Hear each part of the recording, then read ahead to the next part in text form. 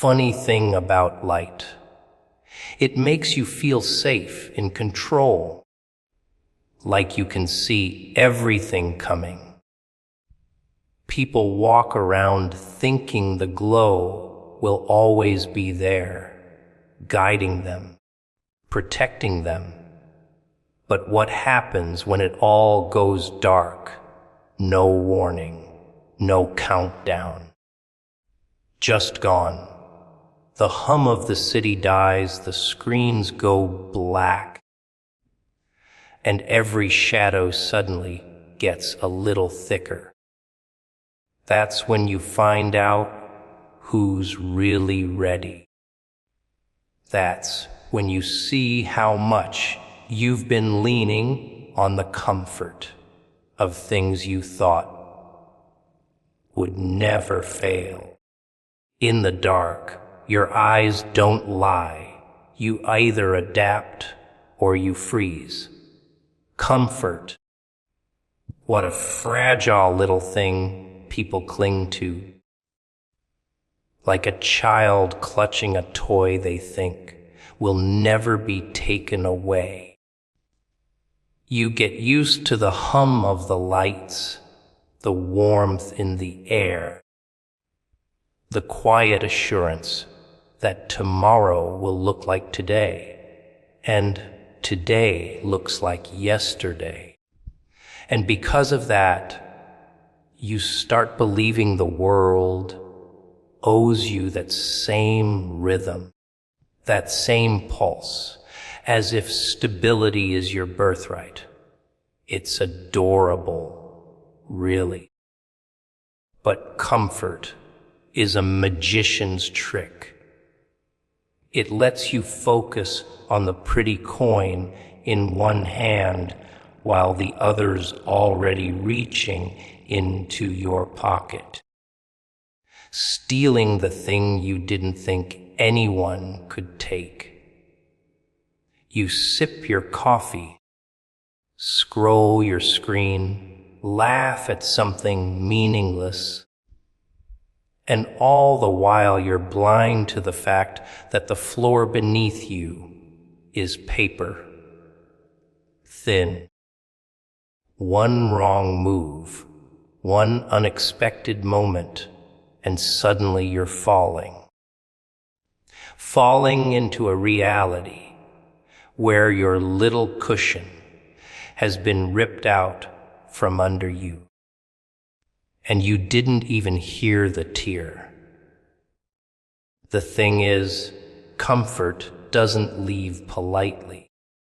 It doesn't knock on your door and explain, "I'm going away now." No. It disappears when you're mid-sentence, when you're smiling, when you're planning next week's dinner. It's the friend who doesn't call back, the paycheck that doesn't show up, the lights that flicker and then go out. You don't prepare for it because you don't want to imagine it. Your mind is too cozy in its little blanket of everything will be fine. But fine is an illusion that can dissolve in a single breath. And when it does, you realize just how much of your life was balanced on a wire you didn't even know was there. People like to think they'd be ready. If something bad happened, I'd adapt, I'd fight, I'd survive. But that's the funny part. You can't fight for what you never learned to live without. Comfort makes you soft, pliable, easy to bend and break. It teaches you dependence disguised as normalcy. The power's always on. The shelves are always stocked. the door always locks. You start to forget these are privileges, not guarantees. You forget how quiet the night can get when there's no hum of electricity. You forget how cold the air feels when heat is a luxury, not a button you press. And you forget how long the hours stretch when every distraction has been swallowed by the dark. It's not just about losing comfort. It's about the shock of realizing you weren't even holding it yourself. Someone else was, and they dropped it, maybe on purpose, maybe without noticing. But they held it, not you. And when you finally notice the empty hands you have left, it hits you. This was never yours to keep. It was borrowed, a loan. And now the lender's gone. The worst part, you're not angry at them. You're angry at yourself for believing the lie for so long. That's why when comfort goes, it's not just a shift in your surroundings. It's a surgery without anesthesia. It cuts into your habits, your routines, your tiny daily rituals, the way you wake up, the way you eat, the way you fall asleep. Suddenly, all of it changes. And you don't have the luxury of asking why. It's already happened. You're just left standing in the dark, trying to piece together a life with scraps you barely recognize. And maybe in that moment, you realize something you didn't want to know before. You were never safe, not really. Comfort in its sweetest form is just a lullaby. And lullabies are meant to put you to sleep, not prepare you for the fire alarm. When it vanishes, the quiet it leaves behind isn't peace. It's the roar of reality flooding in, too loud, too fast. And you stand there, heart pounding, wondering how you missed it all along. People love their routines. Same streets, same chairs, same time for breakfast, same bed at night. They say it's consistency, like that word alone makes them stronger. But all it really means is they've built a little prison with invisible walls. And here's the cruel twist. When you've spent years memorizing the pattern of the bars, you stop seeing them altogether. You call it home. You start thinking this neat little cage is the whole world. Until one day, the lock breaks, the door swings open, and you realize you have no idea where to go. That's the thing about people. They think familiarity is safety. But safety's a fairy tale, whispered to keep you from panicking. Every routine you swear by, it's a leash. Every habit you refuse to change. That's the chain. You think you own your life, but you're just pacing the same 10 steps back and forth, day after day, while the world outside your little loop keeps shifting, changing, morphing into something you don't even recognize anymore. And when the day comes that the lights go out, or the food runs out, or the rules change overnight, you'll find out just how useless all that consistency really was. Here's the fun part. You didn't even build your cage alone. Oh no. Every ad you see, every voice you listen to, every little comfort you're told you deserve, it's all been picked for you. A nice, neat package. It tells you when to wake up, what to eat, what to believe, who to trust. And you follow it like a good little passenger, thinking you're driving the car. But when the road vanishes beneath your wheels, you'll realize you were never steering in the first place. You were just along for the ride. People aren't afraid of the dark. Not really. They're afraid of being left alone with their thoughts in the dark. Because the second the noise stops, the hum of the fridge, the buzz of your phone, the chatter of the TV, you're left with only the sound of your own mind. And for most people, that's unbearable.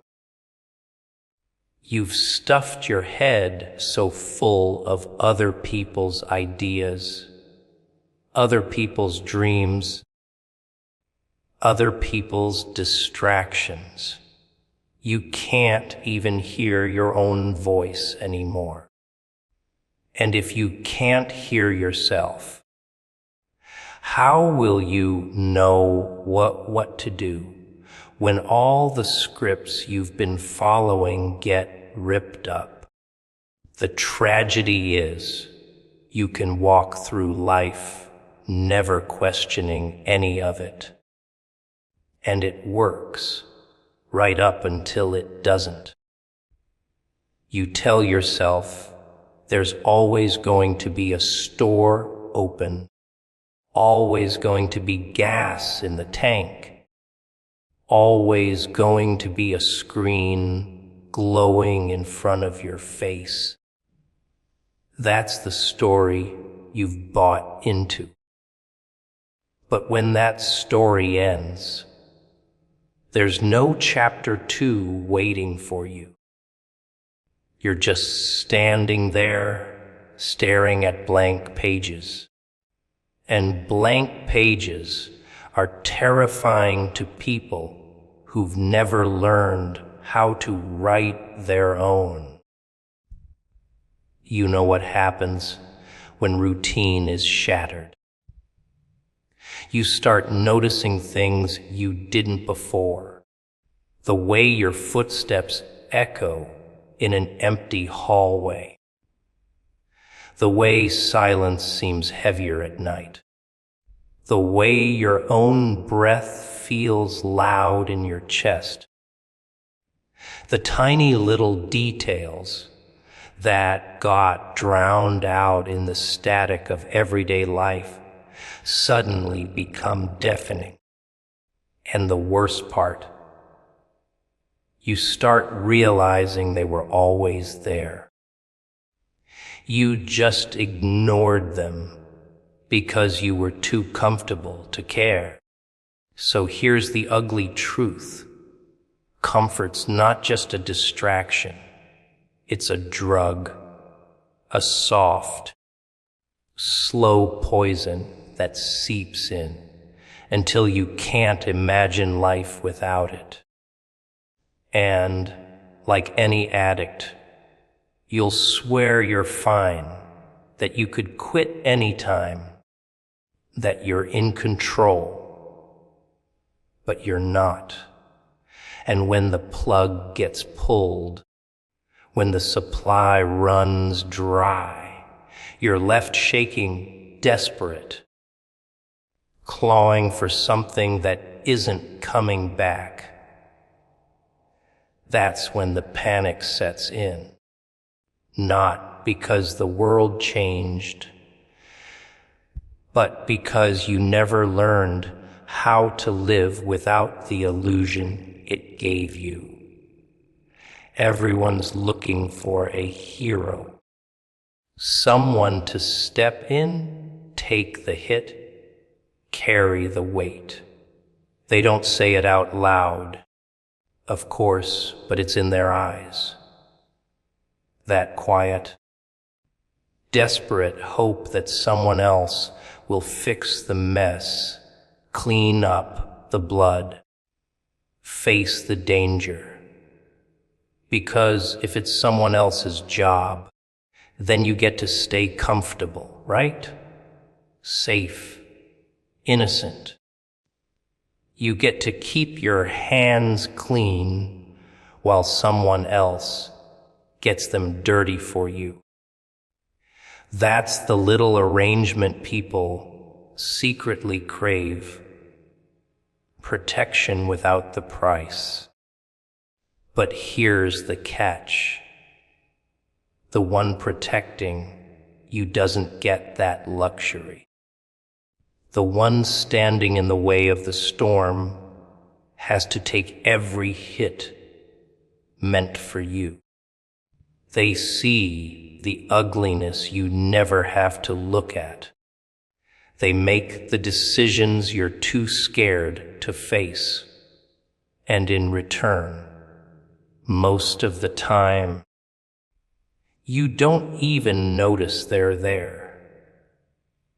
You just keep moving through life, thinking you're untouched by danger, when in reality, you're standing on a shield that's slowly cracking under someone else's weight. It's funny, isn't it? People think protection is this noble, beautiful thing, but it's not clean. It's not pretty. It's brutal. It's exhausting. It's lonely. Because when you're the one holding the line, no one's behind you holding yours. You carry the fear in silence. Because if you let it show, the people you're protecting will start to crumble. You have to smile when you want to scream. You have to look calm when you're burning inside. And you have to keep standing even when your knees are about to give out. Most don't even realize that their guardian is human. They think strength is some endless well you can draw from forever. They forget the one who's protecting them bleeds, breaks, and aches just like they do, maybe more. They don't think about the nights where that person lies awake, staring at the ceiling, wondering how much longer they can keep going before the weight crushes them. But here's the thing. Once you're the shield, you don't get to put it down. Not really. Because if you do, you know exactly what happens next. You can tell when someone's been doing it for too long. It shows in their eyes. That constant scanning of the room, that quiet calculation of every exit, every threat. They stop living in the moment and start living 2 steps ahead because they can't afford to be caught off guard. You laugh at a joke. They check the shadows. You enjoy the silence. They're listening for footsteps. You sleep easy. They stay awake, watching. That's the difference. Your peace is built on their paranoia. And here's the cruel part. When they're gone, you'll only notice it in the worst way possible. The shield disappears, and suddenly the wind hits you, the rain soaks you, the blows land where they never did before. You'll call it bad luck. You'll call it unfair, but really, it's just reality without your invisible wall. The truth is, you were never as safe as you thought. You were just covered by someone who decided you were worth the trouble. You think people say, "I've got your back," because it sounds good, but the real meaning is darker.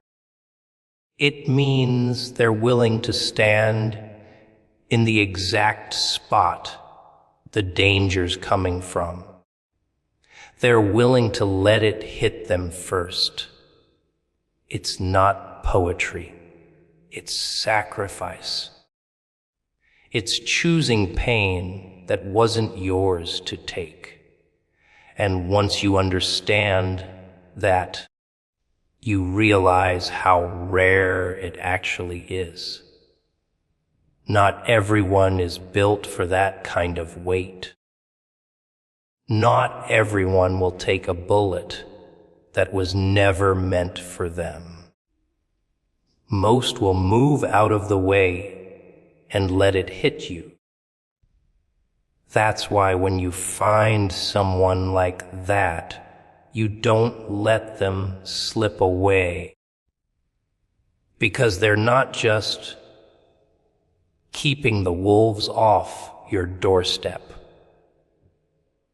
They're the reason you can walk through your day without constantly looking over your shoulder. But you have to understand, it's not magic. It's not some supernatural shield. It's a person. A person who's chosen to stand between you and the chaos. And people like that, they don't last forever. People love the idea of control. They think life is this neat little story where you decide the plot, the twists, the ending. They sit there writing in their heads how tomorrow will go, how people will act, how things will turn out. They convince themselves they're the author, when in reality, they're just a character, and the real writer doesn't bother telling them what page they're on. It's a sweet lie, though. Keeps them calm, makes them think they're safe. But deep down, they know. It only takes one scene to flip the whole script. See, control is a costume. It looks impressive, makes you feel important, but underneath, it's fragile. Paper thin, one unexpected moment, one word, one phone call, one accident, And suddenly you're not steering anymore. You're hanging on. You're not making decisions. You're reacting. The table flips. The pieces scatter. And you realize just how little say you actually have in the game. It's a nasty wake-up call, and most people can't handle it.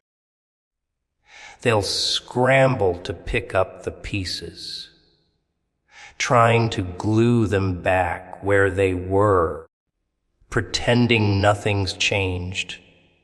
But the truth, once the cracks show, you can't unsee them. You start noticing how unpredictable everything is. You hear it in the way someone's voice shakes. You see it in how plans crumble without warning. And then it hits you. There's no master plan you can trust. There's only what's happening now, and the fact that it can turn on you without notice. That's when people start to break. Because control isn't just about power. It's about comfort. It's the belief that if you do all the right things, you'll get the right results.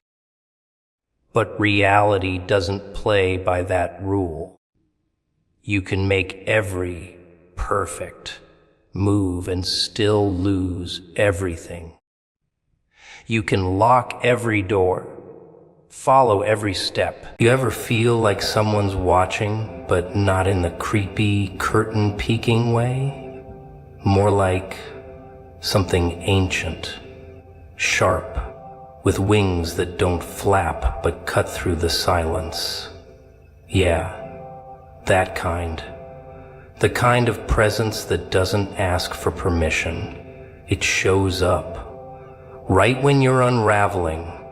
Not when you're strong, not when you're polished. No, no. When the mask is cracked, when the lies you told yourself stop working, that's when he steps in. Not because you earned it, not because you deserved it, but because something bigger than your mess said, go now. And he did. Straight through the noise, through your doubt, through every I'll fix it tomorrow. He was sent for you, not for the crowd, not for the perfect, for the wreckage. But the real question isn't why he came, it's whether you'll look. Or keep pretending the help you prayed for didn't just land right in front of you. Funny thing about help, people think it shows up wrapped in gold, glowing, soft music playing in the background. Nope, not real help. Real help comes crashing through the wall like it's late for something. Uninvited, unapologetic, no polite knock, no gentle whisper. Just chaos dressed like salvation. And you're too busy trying to clean up the mess, make it look nice, organize your disaster like it's a dinner party. Meanwhile, something ancient just stepped into the room, breathing your name, dragging light where you tried to keep the darkness comfortable.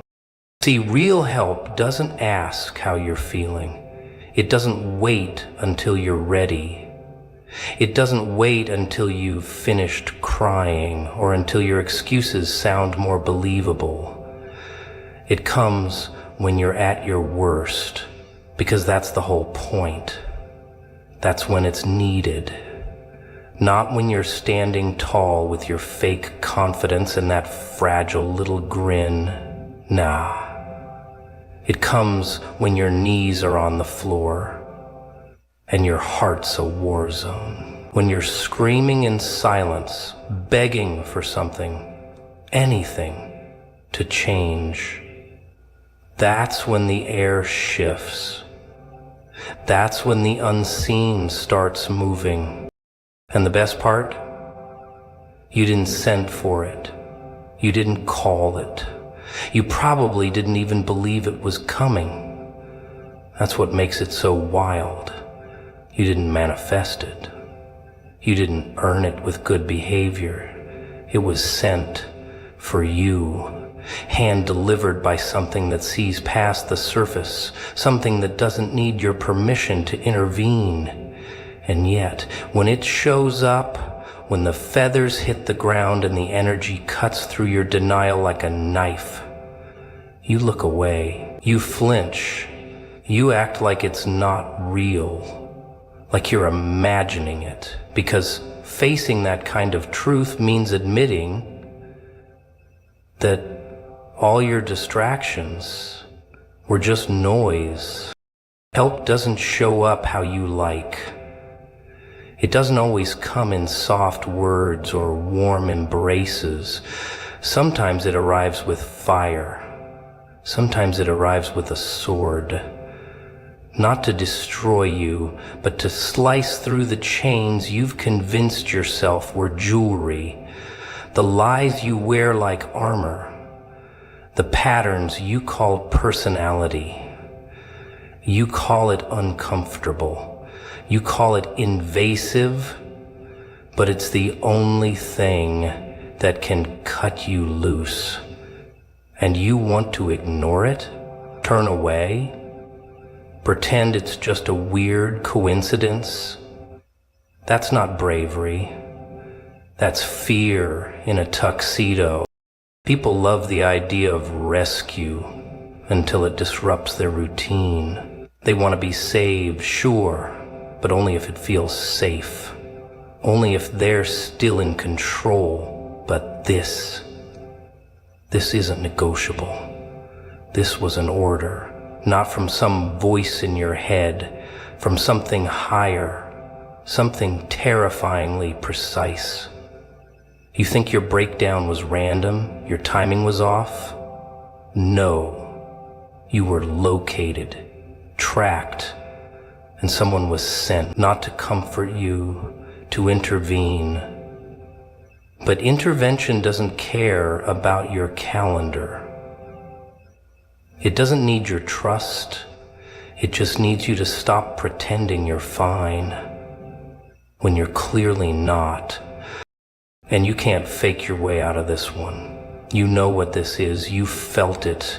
That shift in the air. That moment you almost broke and something stopped it. That wasn't luck. That wasn't you getting stronger. That was a presence stepping in, even when you didn't want help.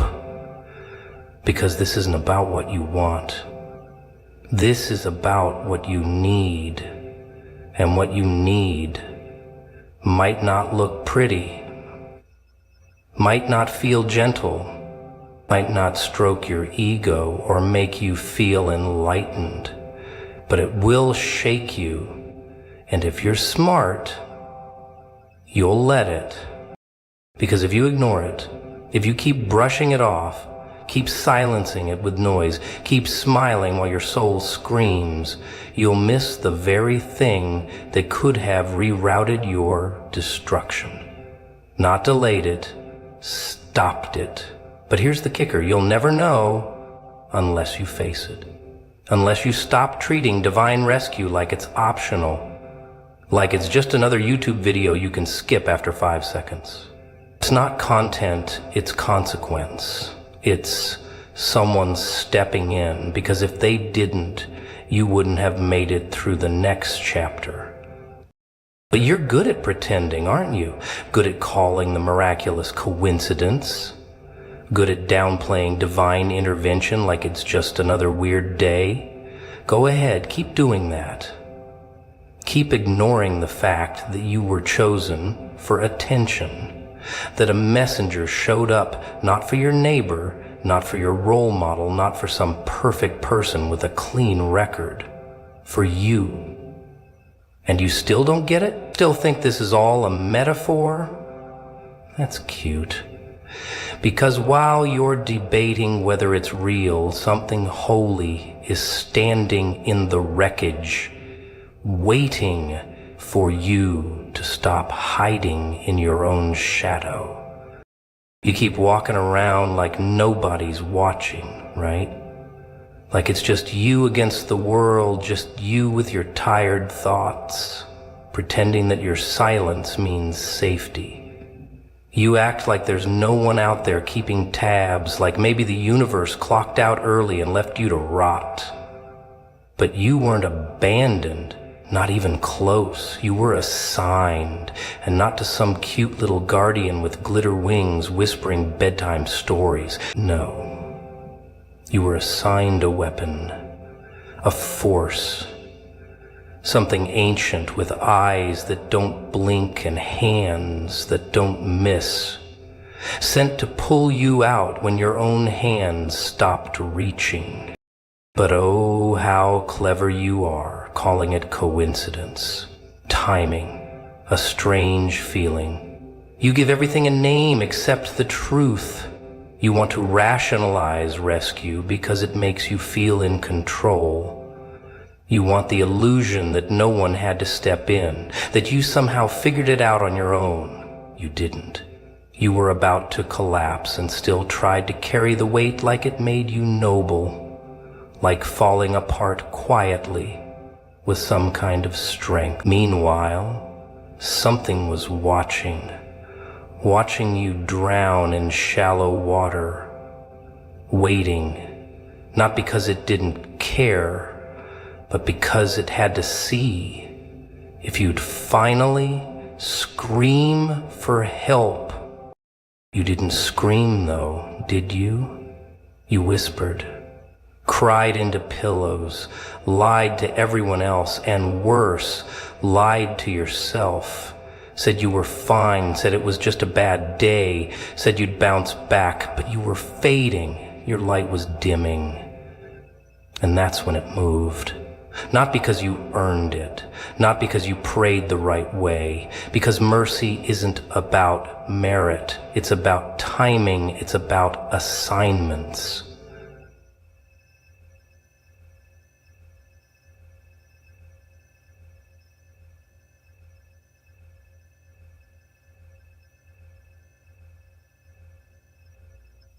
You whispered you'd have your on. You went to work every day because you found a different way. No one wanted to find out what it was. Take down the light and find out. And you, whether you believe it or not, were marked. Someone up there looked at your chaos and said, that one needs covering. So no, you weren't ignored.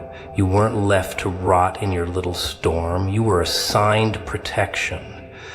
A being that doesn't take orders from fear, doesn't flinch when darkness shows up, doesn't negotiate with the monsters under your bed or the ones inside your head.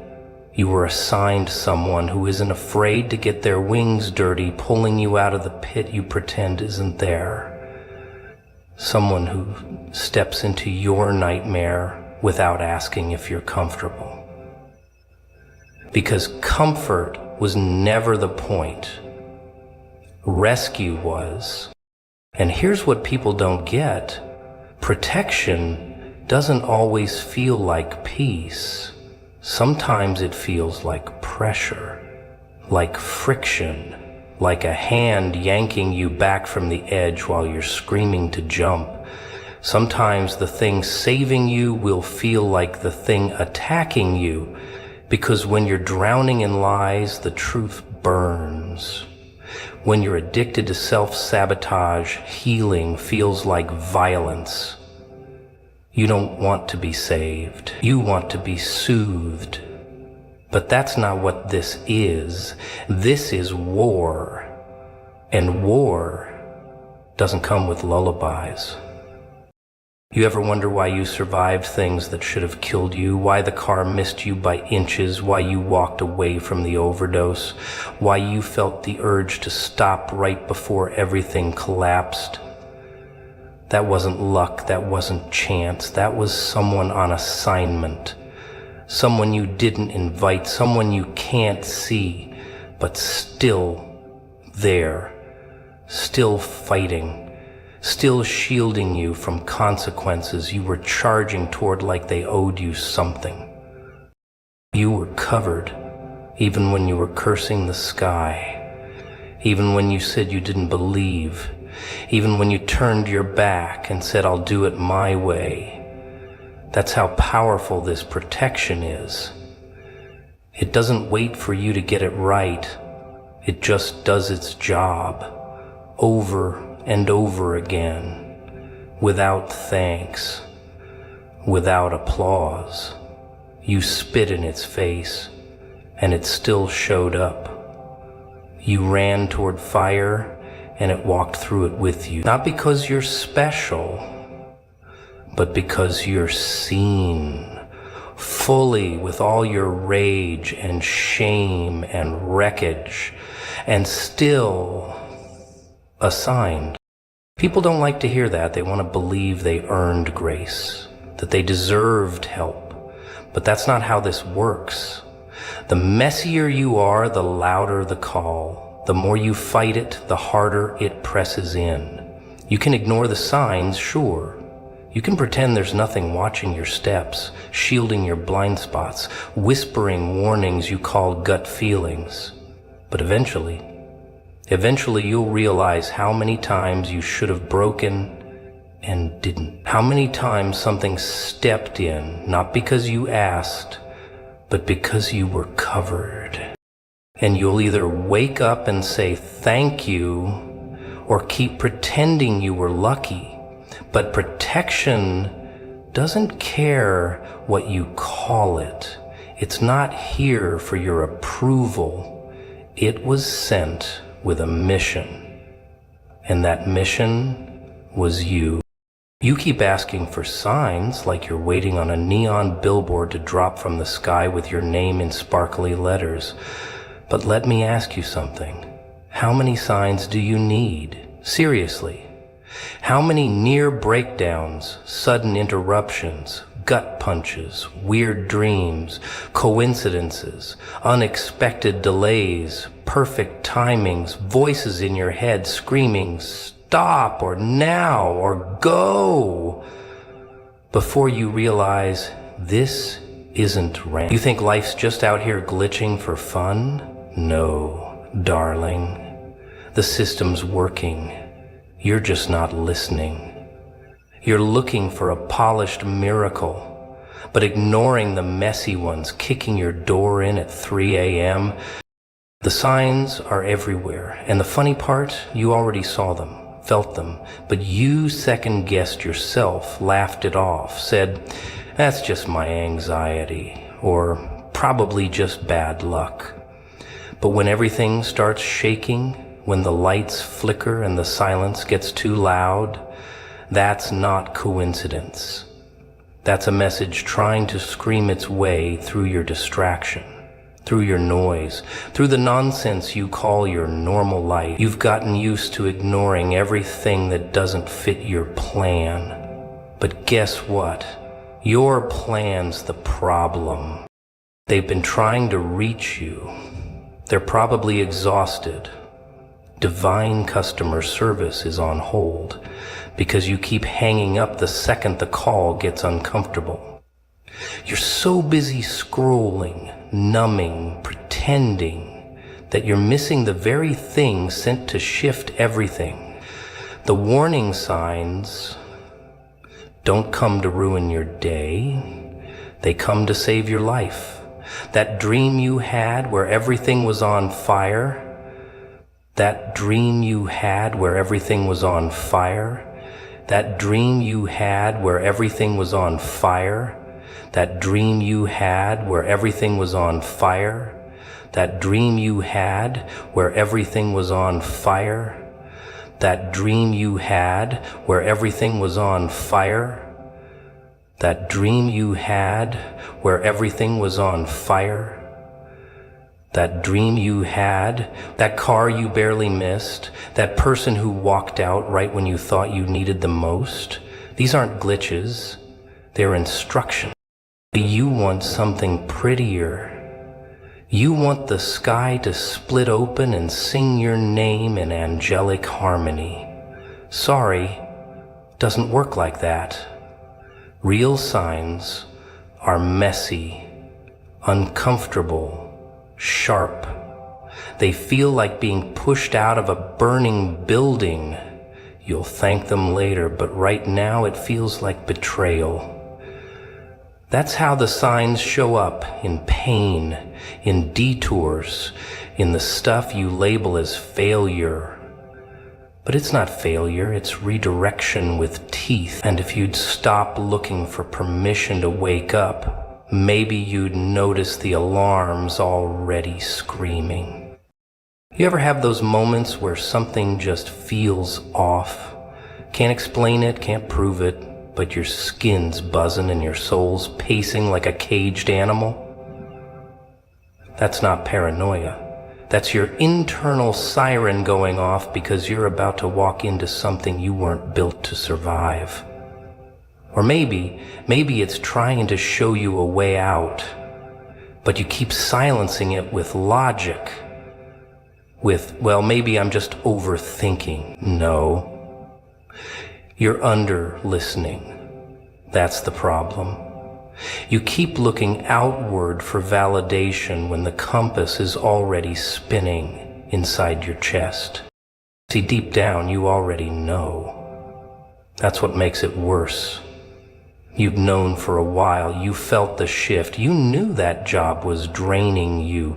You knew that person wasn't safe. You knew you were settling, spiraling, suffocating. But instead of acting, you waited for the signs to become unbearable. And when they finally did, what did you do? Call it drama. Called it stress. Said you just needed a break. You needed a break? No, you needed a breakthrough. But it's hard to break through when you've built a wall around your awareness. And the signs? They don't wait forever. There's a window, a moment, a pause in the chaos where everything aligns, just for a breath. And if you miss it, you don't get a second take. That message self-destructs. The door closes. The ground you were supposed to leap from turns to quicksand, not as punishment, just consequence. 'Cause you can't keep ignoring what's loud just because it's not polite. You want subtlety in a season that requires volume. That's why your life feels like it's screaming, because you wouldn't listen when it was whispering. You ever wonder why certain things keep repeating? Why it feels like you're in the same argument, same heartbreak, same job, different mask? It's not because you're cursed. It's because you didn't learn, didn't move. You saw the sign, ripped it down, painted over it with denial, and acted shocked when the wrecking ball came through your bedroom. You want freedom, but fear change. You want peace, but ignore the warnings that come dressed in thunder. So now, here you are, looking for answers you've already received, asking questions that were answered by the chaos you dismissed as noise.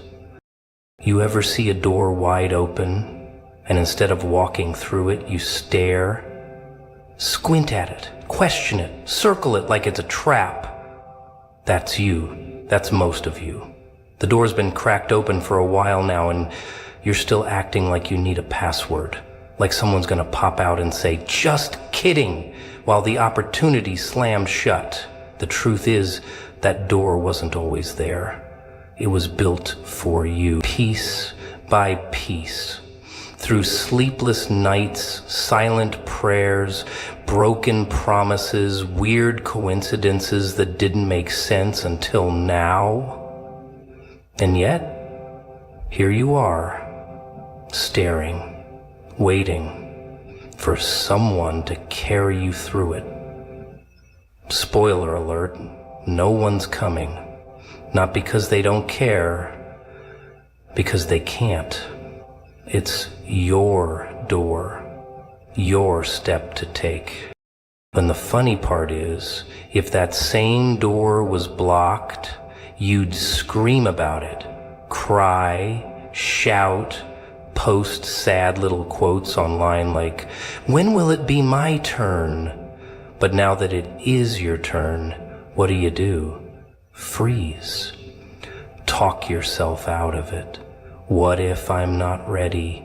What if it's the wrong time? What if I walk through and it closes behind me? It's supposed to close behind you. That's the point. So you can't go back. So you won't go back. You don't climb out of a burning building just to ask if you can return for your furniture. You run. You don't look back. You leap through the open space because staying still would kill you slower. You want the moment to feel perfect. You want bells, clarity, a big dramatic soundtrack to let you know this is it. But most moments that change your life don't feel big when they happen. They feel like a mistake. They feel like confusion. They feel like terror wrapped in silence. You think transformation looks like light and peace? No, it looks like chaos. It sounds like your heart punching your ribs. It shows up disguised as endings. That's the catch. You'll never recognize the breakthrough if you're looking for comfort. Doors don't stay open forever. That's the part no one tells you. That window you feel right now, the one buzzing in your chest, that pull, that itch, that voice saying, "Do it now," it won't last. Time has teeth. And while you're debating whether the light you see is real, the clock is chewing on your delay. You think waiting will bring clarity? It won't.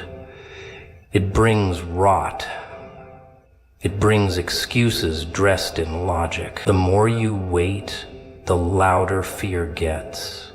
The longer you pause, the heavier the door becomes, until one day you reach for it and it doesn't budge. People miss their moment not because they weren't smart enough, not because they weren't gifted, but because they wanted a guarantee. That's not how this works. The only guarantee you get is that hesitation will cost you more than failure ever could. At least when you fail, you learn. When you hesitate, you lose everything and don't even get the lesson. You sit there haunted by what if. That's the kind of ghost that doesn't leave. You feed it every day with your regrets, your reasons, your recycled fear. And let's not forget, you prayed for this. Maybe not in the pretty way. Maybe it was messy, angry. God help me. Universe, give me a sign. Anything, please. And now it's here. You think miracles come wrapped in peace? Sometimes they come wrapped in fire. Because nothing makes you move like heat. You got comfortable in the smoke and now the flames are licking at your heels. That's not punishment. That's the push. That's the answer you asked for, just not in the tone you wanted. Here's the joke.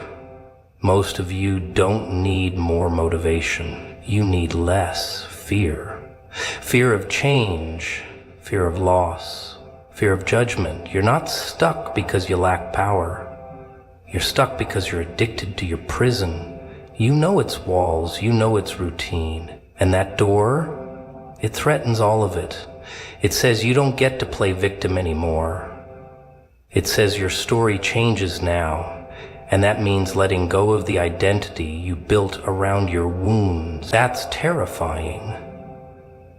Because who are you without the excuses?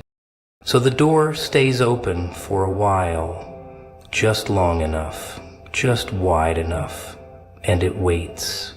Not for your confidence, but for your decision. Not for your perfection, but your movement. And while you hesitate, everything meant for you is already on the other side, pacing, checking the time, wondering if you'll have the nerve to show up or if it'll have to move on to someone else. Because purpose doesn't beg. It knocks, then it walks away, and it doesn't knock twice. You know what's funny? Most people scream about wanting answers, but when they finally arrive, they look the other way. Oh, sure, they'll call it timing, call it fate, call it anything, but what it is, a call to move, a call to act. But no, they stall, because the answer doesn't come with soft piano music and angel wings, no.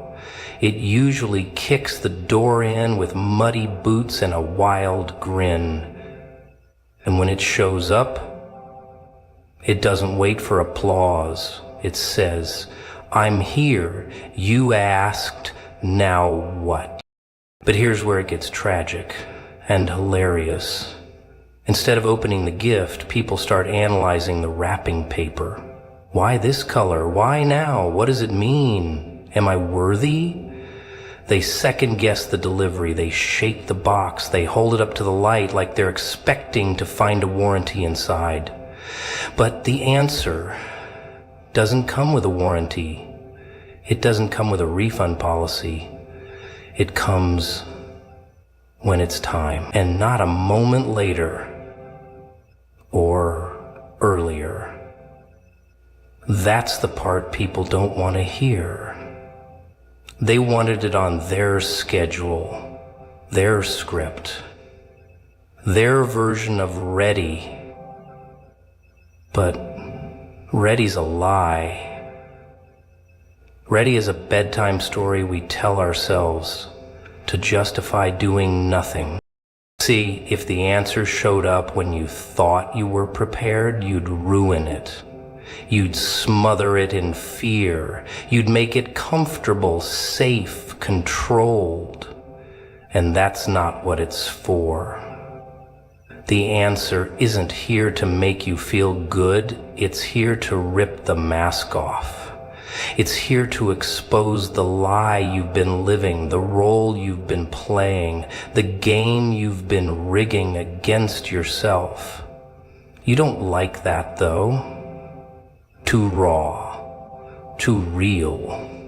So instead, you pretend you didn't see it, scroll past it, distract yourself. But deep down, you know what just landed in front of you. And still, you hesitate. Not because you don't understand, because you do. That's what makes it sting. You know this was sent for you. You know it's the shift you asked for, cried for, begged for in the dark. You just didn't expect it to come wearing work boots instead of wings. You thought it would feel like a warm hug. Instead, it feels like getting pushed off a ledge. But guess what? That fall you're so afraid of, that's flight in disguise. That's freedom wrapped in fear. But you'll never know if you keep clutching the edge. You see, answers don't chase people. They arrive. They knock once, maybe twice if you're lucky. And if you're too busy overthinking or trying to look brave for your imaginary audience, they move on. Not out of spite, just because they have somewhere to be. They're on a timeline. Not yours, though. Theirs.